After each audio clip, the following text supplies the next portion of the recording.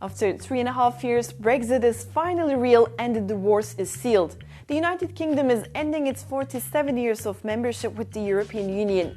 But what kind of changes will there be after a country leaves the EU for the first time? Even though British citizens will no longer be EU citizens, the changes will be subtle at the beginning. The UK will continue to follow EU rules but will have no say in making them. This means freedom of movement of goods, people, services and capital will still apply. But the UK's 73 members of European Parliament will head back home. British citizens will still be able to work and travel in the EU and vice versa. Also, the UK will trade freely with the EU. There won't be any changes at the borders or additional mobile roaming charges. And this is all thanks to a transition period which will last for 11 months until December 31st, 2020. This period is intended to give the UK and EU time to negotiate their post-Brexit relationship. There will be a lot to negotiate, and top of the list for the UK is a trade deal which ensures a tariff and quota-free flow of goods. This is important because 49% of the UK's trade is with the EU. UK's Prime Minister Boris Johnson wants British goods and services to be able to enter the EU without any tariffs or quotas.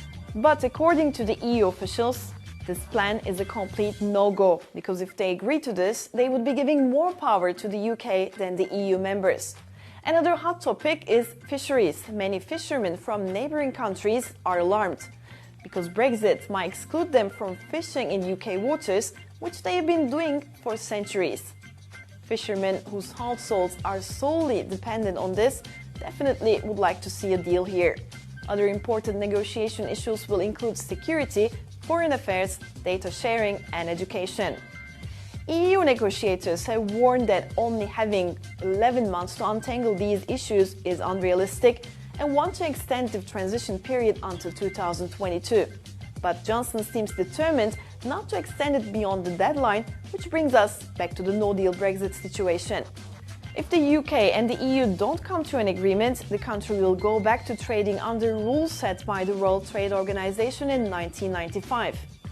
This means most UK goods would be subject to tariffs and therefore would cost more.